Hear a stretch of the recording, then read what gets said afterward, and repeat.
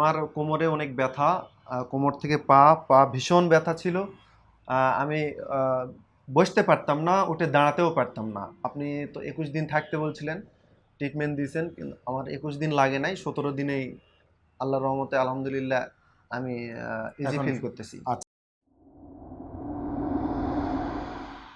বিসমিল্লাহির রহমানির রহিম। দর্শক, ডিপিআরসি থেকে আমরা আজকে হুইল চেয়ারে আগত রুগী জনাব ইমরান হোসেন, ওনার ব্যাপারে কথা বলবো।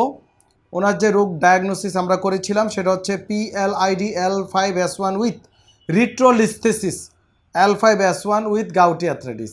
মানে তিনটা সমস্যা নিয়ে আসছে, দুইটা কোমরের, একটা হচ্ছে আর্থ্রাইটিস বাথরুম। রিট্রোলিস্থেসিস এটা অনেকে বুঝেন না বা জানে না, সেটা হচ্ছে হাড্ডি সরে যাওয়া। একটা হচ্ছে ডিক সরে যাওয়া PLID এবং রিট্রোলিস্থেসিস। উনি আমাদের কাছে হুইল চেয়ারে আসছিল আজকে 16-17 দিন আগে। জি, 16-17 দিন আগে ওনার কাছে আমরা সব শুনবো। আর এই ডিপিআরসি আমরা বিভিন্ন ব্যথা বেদনা প্যারালাইসিস ডিসেবিলিটি নিয়ে কাজ করি আলহামদুলিল্লাহ। সবচেয়ে পুরাতন সরকার অনুমোদিত রিহ্যাব সেন্টার, বাংলাদেশে সবচেয়ে পুরাতন প্রাইভেট সরকার অনুমোদিত রিহ্যাব সেন্টার আলহামদুলিল্লাহ। এর আগে কোনো সেন্টার এদেশে তৈরি হয় নাই। তো অভিজ্ঞতা আমাদের 20-21 বছর ধরে আমরা কাজ করে যাচ্ছি। আমি এখন শুনি, ইমরান স্যার আপনার বাড়ি কোথায় বলেন? আমার বাসা মহাদেবপুর, নওগাঁ জেলা। আপনি থাকেন নওগাঁতেই? আমি মহাদেবপুরে থাকি, মহাদেবপুর। মহাদেবপুর, এই তো হ্যাঁ, নওগাঁ জেলার মধ্যেই জি, আছেন। নওগাঁ জেলা, মহাদেবপুর থানা। আচ্ছা বলেন, আমাদের এখানে যে আপনি আসছিলেন ডিপিআরসিতে, মানে শুরুতে হুইল চেয়ারে, কী সমস্যা হয়েছিল আগে? জি, আমার কোমরে অনেক ব্যথা, কোমর থেকে পা পা ভীষণ ব্যথা ছিল। আমি বসতে পারতাম না, উঠে দাঁড়াতেও পারতাম না। আমি রাজশাহীতে আসি ট্রিটমেন্ট করানোর পর, 2 দিন ওখানে থাকার পর আরও ভীষণ পেন হওয়ার ফলে আমি ওখান থেকে ঢাকাতে মুভ করে আমার এখানে একটা নিকট আত্মীয় একজন আছে, সে আপনার ডিপিআরসির সন্ধান দেয়। এখানে আসার পর আলহামদুলিল্লাহ, আপনি তো 21 দিন থাকতে বলছিলেন, ট্রিটমেন্ট দিয়েছেন, কিন্তু আমার 21 দিন লাগে নাই, 17 দিনেই আল্লাহর রহমতে আলহামদুলিল্লাহ আমি ইজি এখন ফিল করতেছি। আচ্ছা, আপনার ওই মানে ওই ঘটনাটা হওয়ার আগে কি ঘটছিল, কতদিন ধরে সমস্যা ভুগতেছিলেন? আমি 23 সালে PLID-র এই সমস্যা ধরা পড়ছিল। তারপর মাঝে মধ্যে বাড়তো কমতো? হ্যাঁ, বাড়তো কমতো, ভীষণ পেন হতো, আবার 1 সপ্তাহ পর কমতো। কিন্তু এইবারে যে এমন, মানে এত পেন, আমি অনেক দীর্ঘ 15-20 দিন যাবৎ ভুগতেছিলাম। তারপরে আমাদের এখানে আজকে তার চিকিৎসা, আমরা কি কোনো অপারেশন করছি? জি না, জি না, আচ্ছা, অপারেশন করা হয় না। দর্শক, অনেকের ধারণা আমরা অপারেশন করি না ডিপিআরসি। নো, ডিপিআরসি যে রুগীর যে চিকিৎসা দরকার সেটাই করে।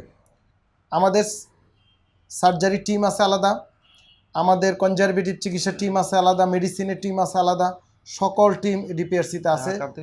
আমি ঢাকাতে আরো এক জায়গায় আসছিলাম আপনার এখানে আসার আগে। আচ্ছা, সেখানে যাওয়ার পরে তারা বলছিল যে এপিডুরাল ইনজেকশন দিতে হবে, হুম দিয়ে দেখতে হবে, নাহলে এটা পরবর্তীতে এটা যদি না হয় তাহলে অপারেশন করতে হবে। হুম হুম। সেক্ষেত্রে আমি ওখান থেকে ফিরে আসে আপনার এখানে ট্রিটমেন্ট নেওয়া হয়। তো দর্শক, এই যে কথাটা আমরা বললাম, এই রুগী আমরা কোনো অপারেশন করি না, আমরা তো ইপিডুরাল দিইনি, জি না। আমরা ইপিডুরালও দিইনি, আমরা এখানে আধুনিক চিকিৎসা করছি। অনেকে মনে করে আমরা থেরাপি দেই, বা রাজশাহী যে থেরাপি, নওগাঁর থেরাপি, চট্টগ্রামের থেরাপি, ঢাকার অন্যান্য জায়গার থেরাপি, আর আমরা একই থেরাপি। নো, ডিপিআরসি সম্পূর্ণ ভিন্ন জিনিস। হয় সবার চেয়ে অনেক উন্নত ভিন্ন চিকিৎসা, অথবা কারোর লগে কোনো তুলনায় অন্যরা হয়তো অনেক উন্নত। আমরা কথা বলবো, আমাদের রুগীরা কথা বলে। আমরা যে চিকিৎসাটা দিই এখানে একটা হোলিস্টিক টিম অ্যাপ্রোচের মাধ্যমে, যে স্পেশালিস্ট প্রয়োজন এবং যারে দিয়ে যেটা করা দরকার সেটা আমরা এখানে করি আলহামদুলিল্লাহ। তো ওনার যে সমস্যাগুলো আমাদের কাছে নিয়ে আসছিল আমি লিখে রাখছি। কোমর ব্যথা, আমার সাথে দেখেন মিল হয় কিনা। জি, কোমর ব্যথা, আপনি নড়াচড়া করতে পারতেন না, হ্যাঁ, হাঁটতে পারতেন না, জি, পা অবশ হয়ে যেত, ঝিঝি জি, জি, ঝিঝি হ্যাঁ, জি, বাম পায়ে বেশি ছিল, ঠিক না? বাম পায়ে। ইয়েস, এই হচ্ছে ওনার টোটাল সমস্যা। এবং ওনার একটা প্রবলেম ছিল, উনি একটা বাইক অ্যাক্সিডেন্ট করছিল 2008 সালে। হ্যাঁ, 2008 সালে। এই রোগ নিয়ে আমাদের কাছে আসছে আলহামদুলিল্লাহ, রুগী এখন ভালো। ওনার যে পেশা, সেই পেশাতে একটু ভারী কাজ করতে হয় সম্ভবত জি নাকি? না, আমি ফার্মেসির দোকান, হ্যাঁ, আর ফার্মেসি আর গরুর ফার্ম আছে, এগুলো দেখাশোনা করলে আমার আপনার মনে ভারী কাজ করতে না, হয় না? এখন আর ভারী কাজ করতে হয় না। তাহলে এই রুগী ইনশাল্লাহ আর খারাপ হবে না। ভারী কাজ করলে নিয়মকানুন মেনে করতে হয়, যেটা আমরা প্রত্যেকটা রুগীরে শিখিয়ে দিই, ওনাকেও শিখিয়ে দিয়েছি, আবারও লাগলে আমরা দিব। এবং এই সকল রুগী যদি রেগুলার 15-20 মিনিট সাঁতার কাটতে পারে, যদি সুযোগ থাকে, খুব ভালো। আমরা এখানে চিকিৎসা দেওয়ার পর আমরা কিছু নির্দেশনা দিব, কিছু ব্যায়াম শিখিয়ে দিব। এক এক রুগীর ক্ষেত্রে ব্যায়াম এক এক রকম। ধরেন PLID রুগী মিস্টার আব্দুল হাইয়ের যেই ব্যায়াম, মিস্টার XYZ আরেক ব্যায়াম, একই রোগ কিন্তু ব্যায়াম ভিন্ন হবে।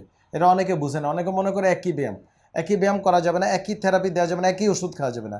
প্রতিটা মানুষ আলাদা, প্রতিটা রোগ আলাদা, প্রত্যেকটা রোগের অ্যাসেস করে আমরা চিকিৎসা দিয়ে থাকি। তো আপনার কিছু বলবেন?